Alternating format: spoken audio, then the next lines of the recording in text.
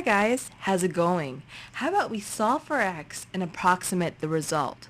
And this is how we do it.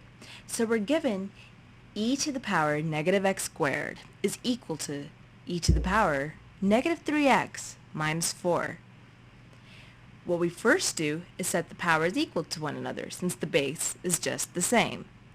So negative x squared is equal to negative 3x minus 4. We can rearrange the equation to get negative x squared plus 3x plus 4 is equal to 0. Or to make the x squared term positive, we can write that as x squared minus 3x minus 4 is equal to 0. When we solve, we get x is equal to 4 or x is equal to negative 1. Alright, now we can do a check. Since we have our final values of x, we'll plug them in to our initial equation and see if the expressions we get on both sides of the equation are equal to each other or not. So let's try negative 1 first. E is e to the power, and if we plug in negative 1 into negative x squared, we get negative 1. So e to the negative 1 is equal to, let's plug in negative 1 to negative 3x minus 4. We get e to the power negative 3 times negative 1 times minus 4. And that just gives us negative 1.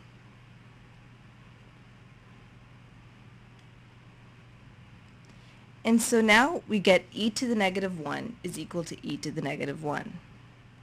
And after that, we can do the same thing for 4. We do e to the negative 4 squared, which is e to the negative 16, and set that equal to e to the negative 3 times 4 minus 4. If you do the math, that gives you e to the negative 16 is equal to e to the negative 16. And since both sides are equal, we've approximated our result and we checked for our solution. Here's a similar problem to the one you just did. How about you go try it out, pause the video, and when you're done, we'll work it out together.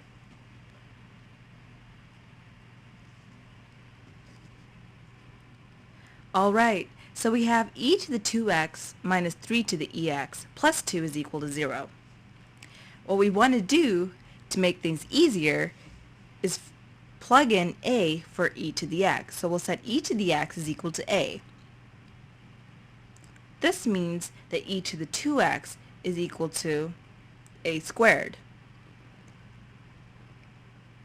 So now we can put a into our equation instead of e. And so we get a squared minus 3a plus 2 is equal to 0. Factorizing this equation gives us a to the a minus 2 times a minus 1 is equal to 0. So the solution for a is 1 and 2. Now we can basically set a equal to e to the x and that equal to our given solution. So e to the x is equal to 1 or e to the x is equal to 2. Solving on both sides for e to the x is equal to 1 gives us ln e to the x is equal to ln 1. We know ln 1 is 0 and we know ln of e to the x is equal to x, so x is equal to 0. Similarly, for e to the x is equal to 2, we put the ln on both sides to get x is equal to ln of 2. And those are our answers.